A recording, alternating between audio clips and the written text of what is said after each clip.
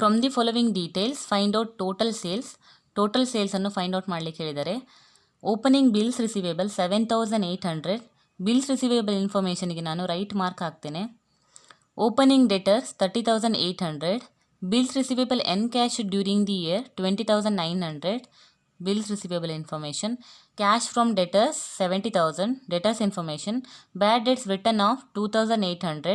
Debtors information. Returns inwards 8,700. Return inwards andre sales return. Debtors information.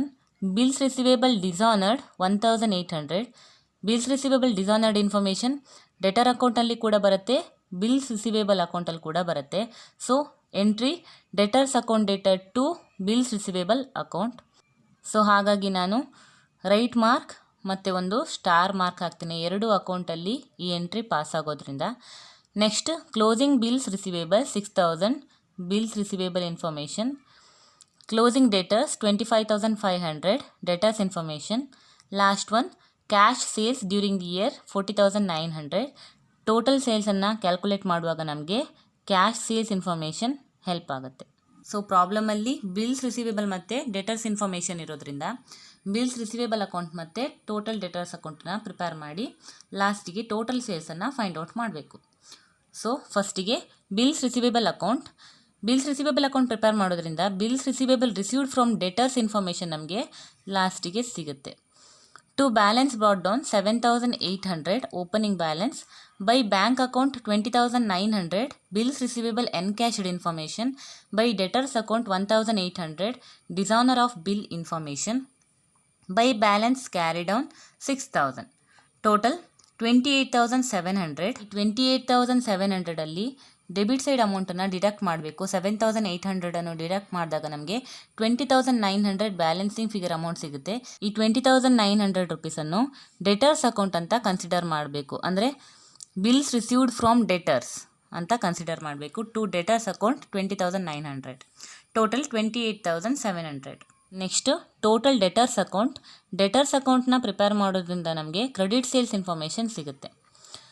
To balance brought down 30,800. To bills receivable account 1,800. Bills dishonor information.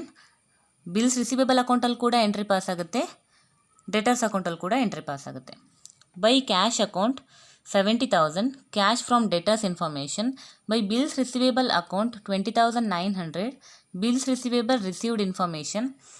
ನೋಡಿ ನಾವು ಇಲ್ಲಿ ಲಾಸ್ಟಲ್ಲಿ balancing figure ಅಮೌಂಟನ್ನು to debtors account ಅಂತ entry ಬರೆದಿದ್ವಿ. So debtors ಅಕೌಂಟಲ್ಲಿ by bills receivable account ಅಂತ entry pass ಆಗುತ್ತೆ same amount ಬರೀಲಿಕ್ಕೆ. Next by bad dates 2,800. By sales return inwards information 8,700. By balance carry down 25,500. Closing balance. Credit side total ಮಾಡಬೇಕು. 1,27,900 ಸಿಗುತ್ತೆ. ಈ 1,27,900 ಅಲ್ಲಿ debit side ಅಮೌಂಟನ್ನು deduct ಮಾಡಬೇಕು. 30,800 ಮತ್ತು 1,800 ಡಿಡಕ್ಟ್ ಮಾಡಬೇಕು. ಆಗ 95,300 ಬ್ಯಾಲೆನ್ಸಿಂಗ್ ಫಿಗರ್ ಅಮೌಂಟ್ ಸಿಗುತ್ತೆ.